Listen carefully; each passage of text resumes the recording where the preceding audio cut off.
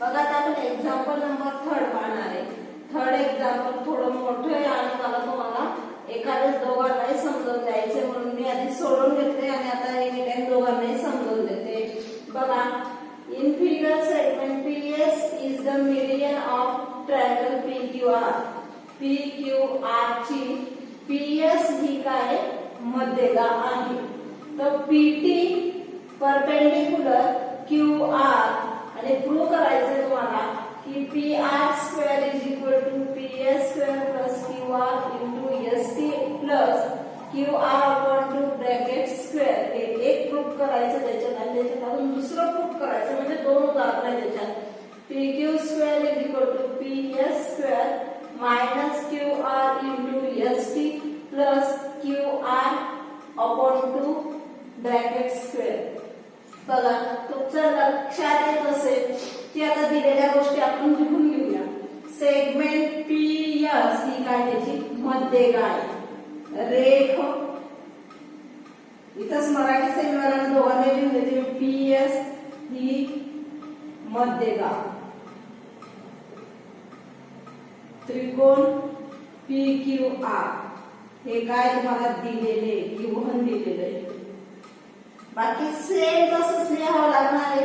म्हणजे QS आणि SR हे काय QS आणि SR हे 1/2 QR म्हणजे याच्या निम्मे असते. बरोबर, कारण या दोघांची बेरीज जर केली या तिघांची बेरीज केली तर आपल्याला QR मिळणार असते. बरोबर, म्हणजे S is the mid point of side QR.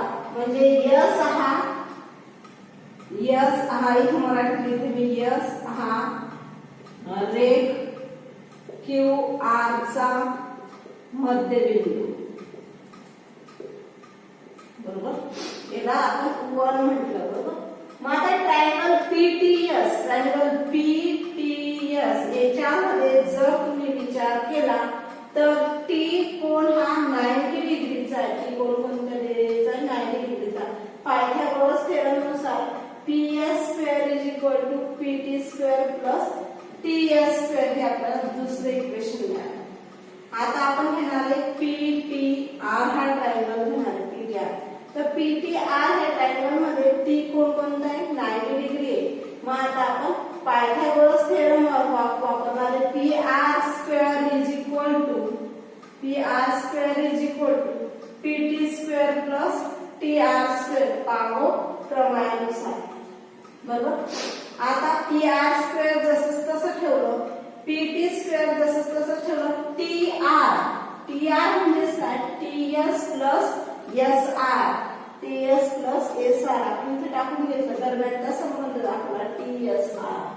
मग आपण ते करून घेतलं. PR² जसाच तसा PT² जसाच तसा.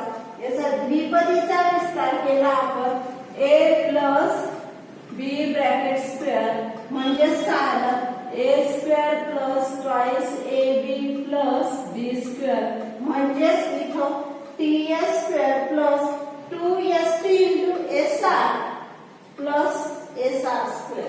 या सूत्रानुसार आपण इथं गेलोय. म्हणजेच मग आता PR² PT² TS² एकत्र करून घेतलं तर एका ब्रॅकेट मध्ये आणि प्लस हे बाहेर राहू दिलं 2ST SR SR². याला फक्त इथे आपण ब्रॅकेट मध्ये टाकलंय. PR² तसंच तसा. आता PT² TS² म्हणजेच काय इक्वेशन 1 जर पाहिलं आपण तर त्याच्यात 1 आणि 2 चा विचार केला PT² TS² म्हणजेच PS². म्हणून आपण इथं PS² टाकून घेतला. ट्वाइस ST जसाच तसा. SR म्हणजेच काय 1/2 QR म्हणून आपण इथे इंटू QR/2 SR म्हणजेच काय QR/2 ब्रॅकेट स्क्वेअर. फ्रॉम 1 आणि 2 वरून लिहिलेले आपण विसरलेले फ्रॉम 1 आणि 2 वरून. मग आपल्याला प्रूफ हेच करायचं PR² बरोबर PS² QR हा 2 कॅन्सल होतो QR इंटू हा ST QR/2 ब्रॅकेट स्क्वेअर. हे आपलं पहिलं उदाहरण. तिसऱ्या प्रश्नातलं पहिलं उदाहरण इथं पूर्ण झालंय सगळं. आता दुसऱ्यामध्ये प्रूव्ह करायचं आपल्याला. दुसरं इक्वेशन, दुसरं हे उदाहरण घ्यायचं आपल्याला प्रूव्ह करण्यासाठी. आता आपण दुसरं उदाहरणाकडे वळूया.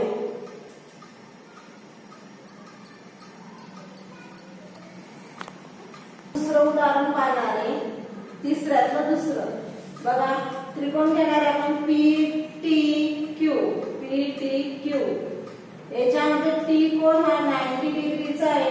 पायथागोरस थेरमनुसार PQ square is equal to PT square plus TQ square. बरोबर. मग आता PQ square is equal to PT square plus TQ square. हा TQ स्क्वेअर हा कशातून मायनस होईल? मग आपल्याला TS मधून मायनस करावा लागेल. दरम्यानचा संबंध येतो तो QS मायनस TS. त्यावेळेस आपल्याला ते बघा, तुम्हाला दरम्यानचा संबंध दिला आहे QTS. हा QS is equal to QT plus TS. म्हणजेच मग तुम्हाला इथं TQ दिलेला आहे. TQ जो दिलेला आहे तो आपल्याला कशातून मायनस करावा लागेल? TS मधून मायनस करावा लागेल. म्हणजे TS मायनस QS. बरोबर. तेव्हा आपल्याला तो मिळतो. इथं आपण टाकून घेतला. PQ स्क्वेअर जसा तसा PT स्क्वेअर प्लस याचा द्विपदीचा विस्तार केला QS square minus twice QS into TS plus TS square. इथं लिहिलेले formula A minus B bracket square is equal to A square minus twice AB plus B square या फॉर्म्युलानुसार इथं आपण केलेलं आहे. PQ स्क्वेअर जसाच तसा PT square plus TS square एका कंसातून घेतलं minus twice QS into TS plus QS square. हा बरोबर. आता बघा, हे आपल्याला PT प्लस TS म्हणजेच काय मिळते आपल्याला? PT प्लस TS म्हणजेच आपल्याला PS स्क्वेअर मिळतोय. PS स्क्वेअर फ्रॉम दोन इक्वेशन दोन. मग हा PS square minus 2QR upon 2 equation 1 वरून इथं दिलेले आहे. बरोबर. Into TS plus QR upon 2 bracket कंसाचा वर्ग. आपल्याला मिळून गेलं हे PQ वर्ग जसं PS वर्ग जसं तसा हा 2 कॅन्सल होतो. म्हणजे QR वर्ग इंटू TS वर्ग प्लस QR भागिले 2 कंसाचा वर्ग. हे कशावर मिळाला? आपल्याला 2 मिळाले त्याच्यावरून आपण टाकलं. म्हणून PQ is equal to PS square minus QR into ST plus QR upon 2 bracket square. बघा, जर तुम्हाला माहिती जर 90 डिग्री पेक्षा लहान अँगल असेल तर आपण त्याच्यामध्ये काय करतो? सबस्ट्रॅक्शन करत असतो. 90 पेक्षा मोठा असेल तर आपण ऍडिशन करत असतो. इथं दोघंही आपण जे पायथागोरसचा ऍक्यूट अँगल थेरम आणि ऑब्ट्यूस अँगल थेरम पाहिलं त्याच्यावरून हे सर्व प्रूव्ह करायचं होतं. पण तो थेरम जर समजला असेल तर नक्कीच हे समजेल. अतिशय सोपे असे उदाहरण आहे. आपण इथे 3 उदाहरणं बघितले. तीनही उदाहरण अतिशय सोपे आहेत. ते तुम्ही दोघांनी, मराठी आणि सेमीच्या दोघे विद्यार्थ्यांनी पुस्तकातून मदत घेऊन पाहिजे. सोडून दाखवले मी उदाहरण मात्र पुस्तकातून बघायचे आणि जास्तीत जास्त आता अभ्यासाकडे लागायचे. दिवस वाढत चाललेले आहेत. तुम्ही आता सेल्फ स्टडीची सवय लावा. जास्तीत जास्त मेहनत घ्या. Okay, bye. Thank you.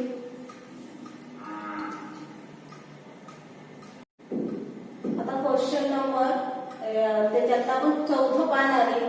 In triangle ABC, point M is the midpoint of side BC. If AB square plus AC square is equal to 290 centimeter square, AM दिले X and फाइंड BC करायचं तुम्हाला find. बरोबर. बघा, याच्यात काय दिलेल्या गोष्टी मी लिहून घेतलेल्या आहे. हे उदाहरण मराठीच्या पुस्तकात लिहायचं सेमीसाठी लिहून दिलेलं आहे आणि दोघांनाही अल्टरनेट समजावून देते, शिकवते पहिले. In triangle ABC segment AM is the median. म्हणजे त्रिकोण ABC मध्ये AM काय म्हणते? काय अपोलिनियस थेरम. अपोलिनियसच्या प्रमाणानुसार काय लागतं? AB square plus AC square is equal to 2am square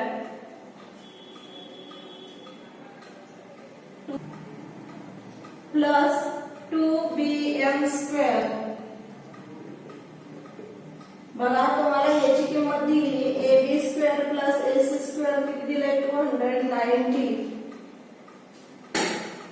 2am square 2am ची किंमत दिली 8 चा स्क्वेअर प्लस 2bm स्क्वेअर बरोबर.